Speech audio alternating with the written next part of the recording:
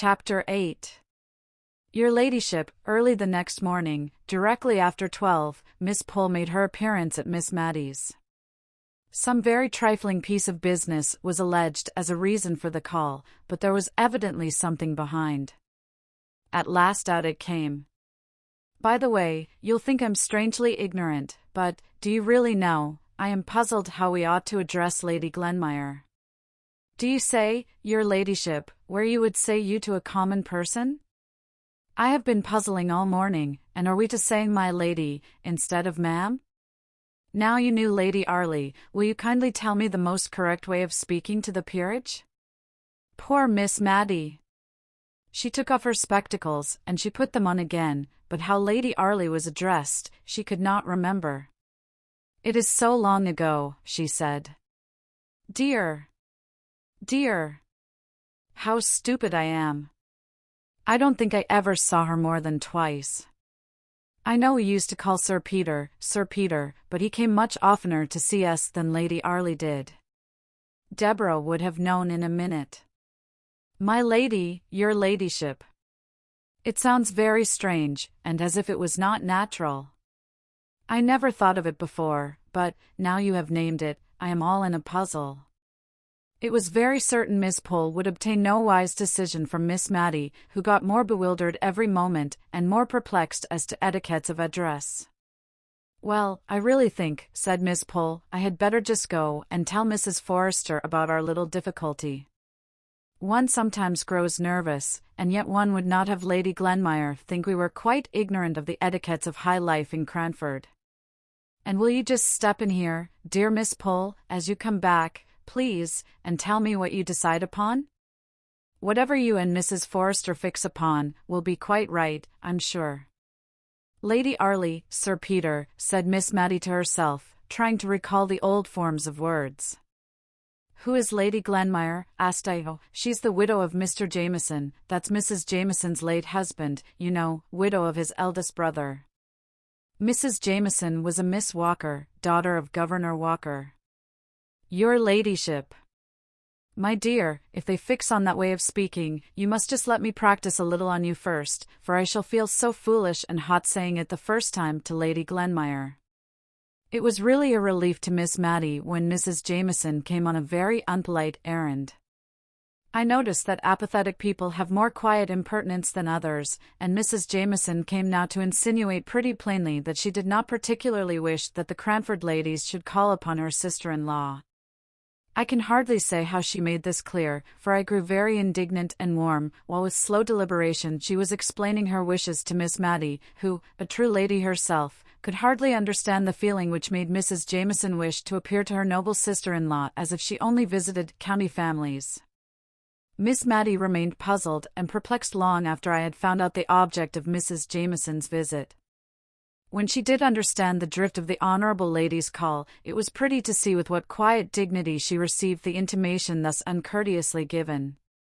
She was not in the least hurt, she was of too gentle a spirit for that, nor was she exactly conscious of disapproving of Mrs. Jameson's conduct, but there was something of this feeling in her mind, I am sure, which made her pass from the subject to others in a less flurried and more composed manner than usual. Mrs. Jameson was, indeed, the more flurried of the two, and I could see she was glad to take her leave. A little while afterwards Miss Pole returned, red and indignant. Well, to be sure. You've had Mrs. Jameson here, I find from Martha, and we are not to call on Lady Glenmire. Yes. I met Mrs. Jameson, halfway between here and Mrs. Forrester's, and she told me, she took me so by surprise, I had nothing to say. I wish I had thought of something very sharp and sarcastic, I dare say I shall tonight. And Lady Glenmire is but the widow of a Scotch baron after all.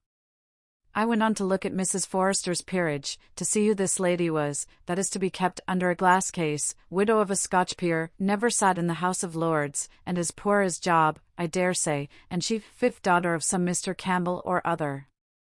You are the daughter of a rector, at any rate, and related to the Arleys, and Sir Peter might have been Viscount Arley, everyone says.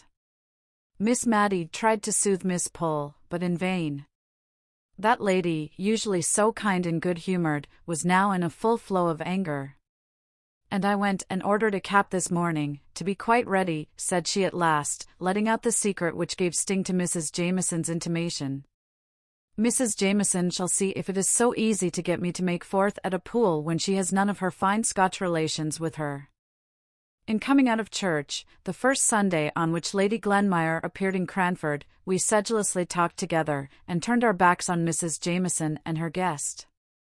If we might not call on her, we would not even look at her, though we were dying with curiosity to know what she was like. We had the comfort of questioning Martha in the afternoon. Martha did not belong to a sphere of society whose observation could be an implied compliment to Lady Glenmire, and Martha had made good use of her eyes. "Well, ma'am. Is it the little lady with Mrs. Jameson, you mean? I thought you would like more to know how young Mrs. Smith was dressed, her being a bride." Mrs. Smith was the butcher's wife. Miss Pole said, "Good gracious me!" as if we cared about a Mrs. Smith, but was silent as Martha resumed her speech. "The little lady in Mrs. Jameson's pew had on, ma'am, rather an old black silk, and a shepherd's plaid cloak, ma'am, and very bright black eyes she had, ma'am, and a pleasant, sharp face, not over young, ma'am, but yet, I should guess, younger than Mrs. Jameson herself. She looked up and down the church, like a bird, and nipped up her petticoats, when she came out, as quick and sharp as ever I see. I'll tell you what, ma'am, she's more like Mrs. Deacon, at the Coach and Horses, nor anyone." "Hush, Martha," said Miss Matty, "that's not respectful." "Isn't it, ma'am? I beg pardon, I'm sure, but Jem Hearn said so as well. He said, she was just such a sharp, stirring sort of a body, lady," said Miss Pole. "Lady, as Mrs. Deacon." Another Sunday passed away, and we still averted our eyes from Mrs. Jameson and her guest, and made remarks to ourselves that we thought were very severe, almost too much so. Miss Matty was evidently uneasy at our sarcastic manner of speaking. Perhaps by this time Lady Glenmire had found out that Mrs. Jameson's was not the gayest, liveliest house in the world. Perhaps Mrs. Jameson had found out that most of the county families were in London, and that those who remained in the country were not so alive as they might have been to the circumstance of Lady Glenmire being in their neighbourhood. Great events spring out of small causes, so I will not pretend to say what induced Mrs. Jameson to alter her determination of excluding the Cranford ladies, and send notes of invitation all round for a small party on the following Tuesday. Mr. Mulliner himself brought them round. He would always ignore the fact of there being a back door to any house, and gave a louder rat-tat than his mistress, Mrs. Jameson. He had 3 little notes, which he carried in a large basket, in order to impress his mistress with an idea of their great weight, though they might easily have gone into his waistcoat pocket. Miss Matty and I quietly decided that we would have a previous engagement at home. It was the evening on which Miss Matty usually made candle-lighters of all the notes and letters of the week, for on Mondays her accounts were always made straight, not a penny owing from the week before, so, by a natural arrangement, making candle-lighters fell upon a Tuesday evening, and gave us a legitimate excuse for declining Mrs. Jameson's invitation. But before our answer was written, in came Miss Pole, with an open note in her hand. "So," she said. "Ah, I see you have got your note, too. Better late than never. I could have told my Lady Glenmire she would be glad enough of our society before a fortnight was over." "Yes," said Miss Matty, "we're asked for Tuesday evening. And perhaps you would just kindly bring your work across and drink tea with us that night. It is my usual regular time for looking over the last week's bills, and notes, and letters, and making candle-lighters of them, but that does not seem quite reason enough for saying I have a previous engagement at home, though I meant to make it do. Now, if you would come, my conscience would be quite at ease, and luckily the note is not written yet." I saw Miss Pole's countenance change while Miss Matty was speaking. "Don't you mean to go then?" asked she. "Oh, no," said Miss Matty quietly. "You don't either, I suppose?" "I don't know," replied Miss Pole. Yes, I think I do, said she, rather briskly, and on seeing Miss Matty look surprised, she added, you see, one would not like Mrs. Jameson to think that anything she could do, or say, was of consequence enough to give offence. It would be a kind of letting down of ourselves, that I, for one, should not like. It would be too flattering to Mrs. Jameson if we allowed her to suppose that what she had said affected us a week, nay 10 days afterwards. Well, I suppose it is wrong to be hurt and annoyed so long about anything, and, perhaps, after all, she did not mean to vex us. But I must say, I could not have brought myself to say the things Mrs. Jameson did about our not calling. I really don't think I shall go. Oh, come.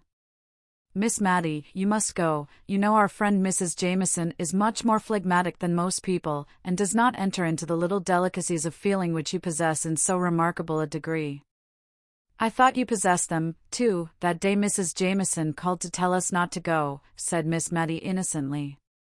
But Miss Pole, in addition to her delicacies of feeling, possessed a very smart cap, which she was anxious to show to an admiring world, and so she seemed to forget all her angry words uttered not a fortnight before, and to be ready to act on what she called the great Christian principle of forgive and forget, and she lectured dear Miss Matty so long on this head that she absolutely ended by assuring her it was her duty, as a deceased rector's daughter, to buy a new cap and go to the party at Mrs. Jameson's. So we were most happy to accept, instead of regretting that we were obliged to decline. The expenditure on dress in Cranford was principally in that one article referred to. If the heads were buried in smart new caps, the ladies were like ostriches, and cared not what became of their bodies.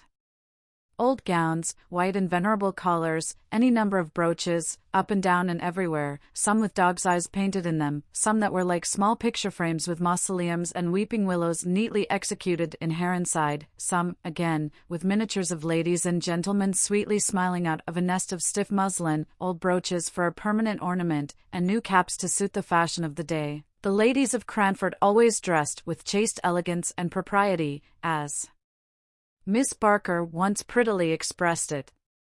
And with 3 new caps, and a greater array of brooches than had ever been seen together at one time since Cranford was a town, did Mrs. Forrester, and Miss Matty, and Miss Pole appear on that memorable Tuesday evening. I counted 7 brooches myself on Miss Pole's dress. 2 were fixed negligently in her cap, 1 was a butterfly made of Scotch pebbles, which a vivid imagination might believe to be the real insect, 1 fastened her net neckerchief, 1 her collar, 1 ornamented the front of her gown, midway between her throat and waist, and another adorned the point of her stomacher. Where the 7th was I have forgotten, but it was somewhere about her, I am sure. But I am getting on too fast, in describing the dresses of the company. I should first relate the gathering on the way to Mrs. Jameson's. That lady lived in a large house just outside the town. A road which had known what it was to be a street ran right before the house, which opened out upon it without any intervening garden or court. Whatever the sun was about, he never shone on the front of that house. To be sure, the living rooms were at the back, looking onto a pleasant garden. The front windows only belonged to kitchens and housekeepers' rooms and pantries, and in one of them Mr. Mulliner was reported to sit.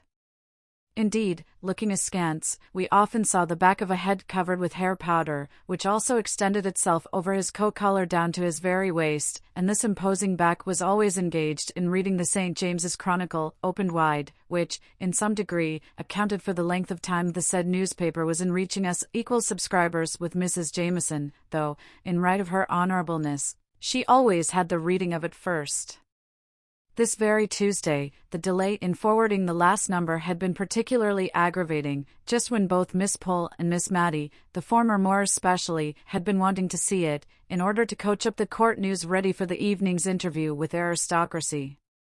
Miss Pole told us she had absolutely taken time by the forelock and been dressed by 5 o'clock, in order to be ready if the St. James's Chronicle should come in at the last moment, the very St. James's Chronicle which the powdered head was tranquilly and composedly reading as we passed the accustomed window this evening.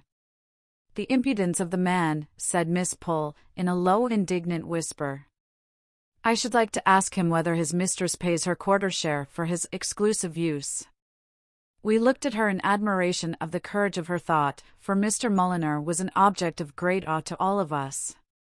He seemed never to have forgotten his condescension in coming to live at Cranford. Miss Jenkins, at times, had stood forth as the undaunted champion of her sex and spoken to him on terms of equality, but even Miss Jenkins could get no higher. In his pleasantest and most gracious moods he looked like a sulky cockatoo.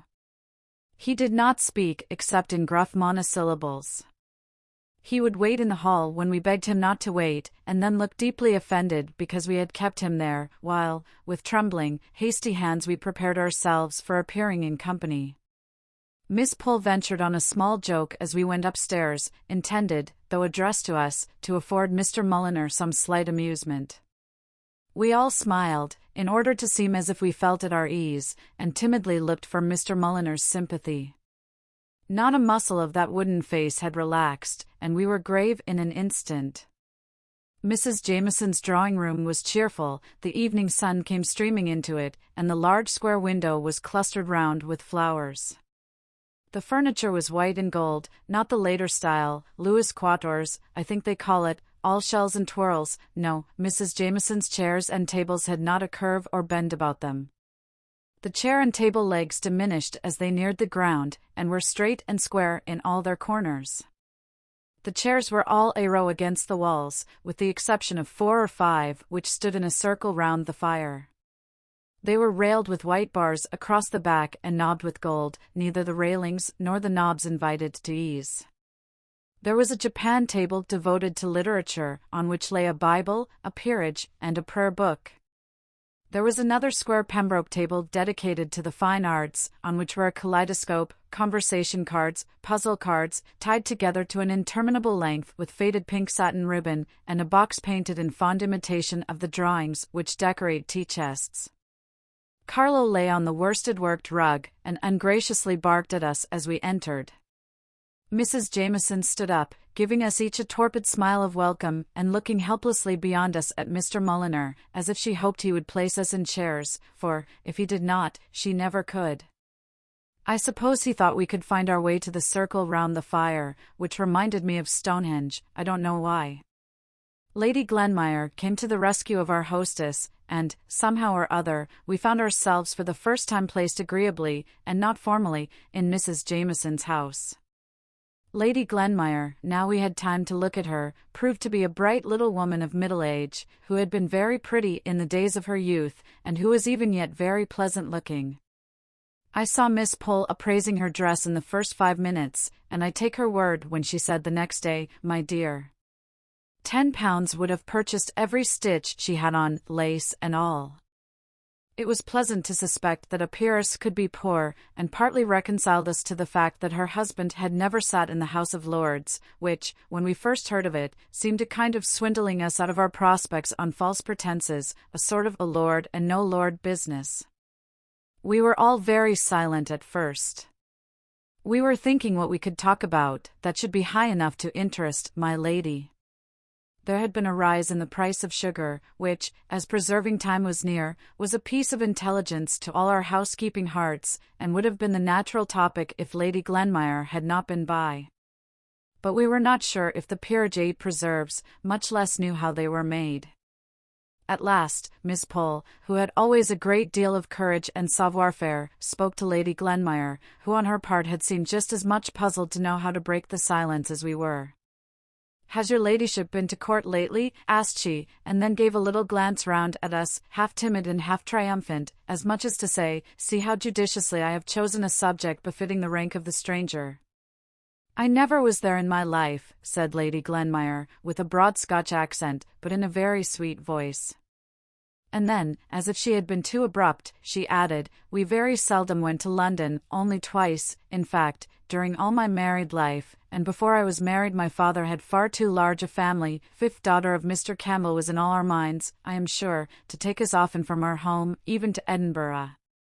"Ye'll have been in Edinburgh, maybe?" said she, suddenly brightening up with the hope of a common interest. We had none of us been there, but Miss Pole had an uncle who once had passed a night there, which was very pleasant.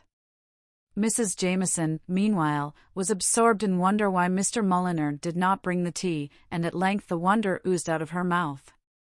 "I had better ring the bell, my dear, had not I?" said Lady Glenmire briskly. "No, I think not. Mulliner does not like to be hurried.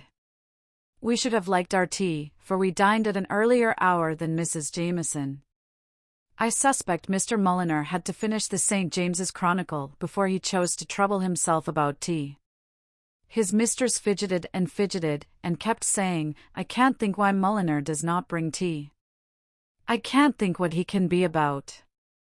And Lady Glenmire at last grew quite impatient, but it was a pretty kind of impatience after all, and she rang the bell rather sharply, on receiving a half permission from her sister-in-law to do so. Mr. Mulliner appeared in dignified surprise. "Oh," said Mrs. Jameson, "Lady Glenmire rang the bell. I believe it was for tea." In a few minutes tea was brought.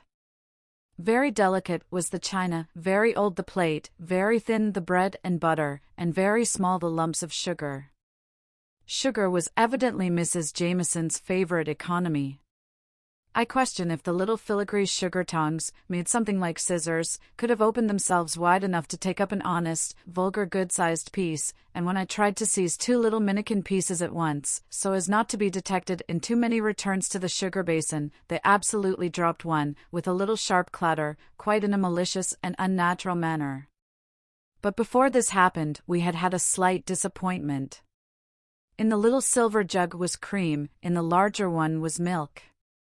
As soon as Mr. Mulliner came in, Carlo began to beg, which was a thing our manners forbade us to do, though I am sure we were just as hungry, and Mrs. Jameson said she was certain we would excuse her if she gave her poor dumb Carlo his tea first. She accordingly mixed a saucerful for him, and put it down for him to lap, and then she told us how intelligent and sensible the dear little fellow was. He knew cream quite well, and constantly refused tea with only milk in it, so the milk was left for us, but we silently thought we were quite as intelligent and sensible as Carlo, and felt as if insult were added to injury when we were called upon to admire the gratitude evinced by his wagging his tail for the cream which should have been ours. After tea we thawed down into common life subjects. We were thankful to Lady Glenmire for having proposed some more bread and butter, and this mutual want made us better acquainted with her than we should ever have been with talking about the court, though Miss Pole did say she had hoped to know how the dear Queen was from someone who had seen her.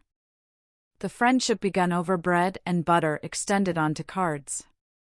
Lady Glenmire played preference to admiration, and was a complete authority as to ombre and quadrille. Even Miss Pole quite forgot to say "my lady" and "your ladyship," and said "basto." "Ma'am, you have spadille, I believe," just as quietly as if we had never held the great Cranford Parliament on the subject of the proper mode of addressing a peeress. As a proof of how thoroughly we had forgotten that we were in the presence of one who might have sat down to tea with a coronet, instead of a cap, on her head, Mrs. Forrester related a curious little fact to Lady Glenmire, an anecdote known to the circle of her intimate friends, but of which even Mrs. Jameson was not aware. It related to some fine old lace, the sole relic of better days, which Lady Glenmire was admiring on Mrs. Forrester's collar. "Yes," said that lady, "such lace cannot be got now for either love or money, made by the nuns abroad, they tell me.